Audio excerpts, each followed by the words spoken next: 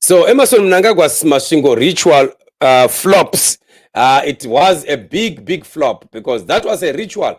This idea of Mnangagwa wanting to call himself the Munumutapa, I don't know where it is coming from.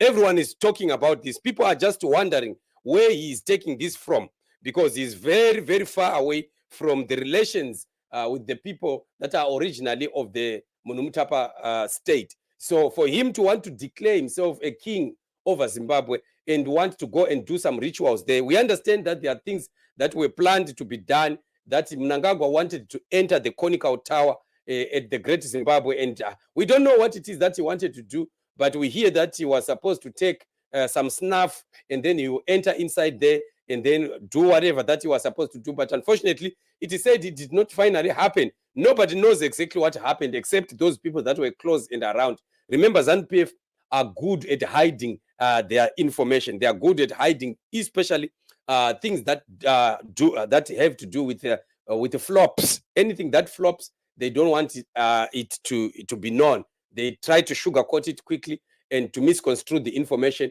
as usual. This is what we know. So we understand that that whole event was actually just a cover-up of what he really wanted to do there.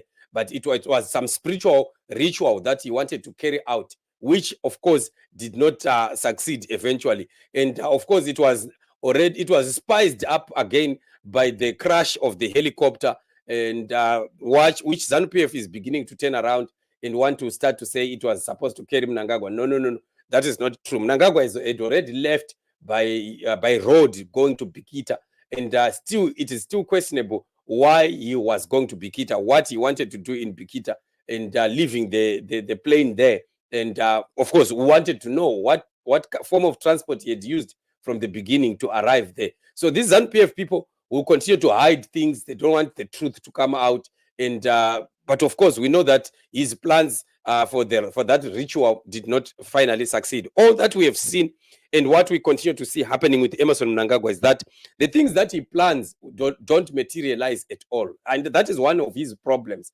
He plans things, but his things always hit a brick wall, like what has happened with this ritual. And now it is now an embarrassment when now information is coming out, conflicting information, with one side saying that this was a targeted assassination of General Chiwenga, and yet the other Lacoste people are saying that this was a targeted attack on him personally. And of course, the truth is known. The truth is that it is actually the former rather than the latter. So this is the truth on the ground. But of course, he doesn't rest. He will continue as usual to run with his plans of wanting to push this 2030 agenda and try and see if he can do some spiritual rituals around the country to make sure that maybe he gets some power or some kind of backup that could allow him to continue doing what he thinks he wants to do. You still remember the issue of Chimboya Mugabe. It was also a big problem where Mnangagwa wanted to exhume the body of Robert Mugabe, just with the hope that the knob carry that was given to Mugabe, or the walking stick that was given to Mugabe by Rekai Tangwena during the time of the war, could also be buried with him there. And it was a heated issue. I don't know what happened, why Mnangagwa ended up just dropping the whole issue. But it was once hot at one point, and we have seen the chiefs also in the Zimba chief having been bought, given money, and they started to speak like in the corner of Mnangagwa, where they were saying, no, we were not properly notified, or the burial was not properly done, and blah blah and blah blah. But of course, everybody knew the truth of what was happening there. Mnangagwa wanted to take that walking stick. So you see, it's unfortunate if we have a country of people or leaders that are so superstitious, because Mnangagwa is very superstitious. And if you have leaders like that, they are very poor leaders, because they believe in myths and mysteries, things that are non-existent, instead of believing in the real things.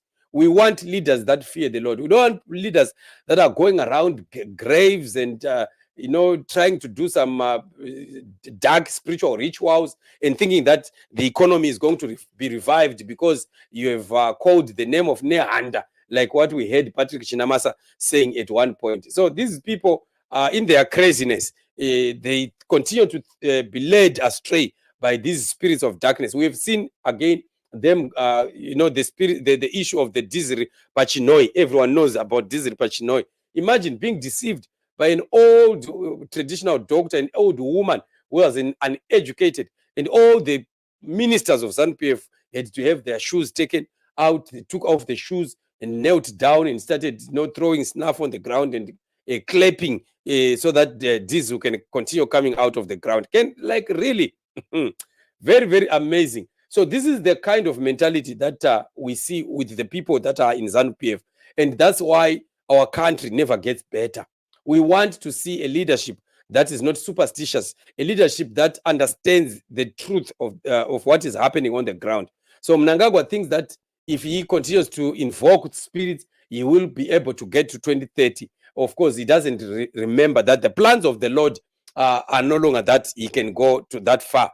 In fact, the time of Mnangagwa is up, according to the Lord. We are in the season of change, and this is the time that change is going to be happening to Zimbabwe, and nobody can stop it. So this whole fiasco of his in Masvingo has left him even more exposed.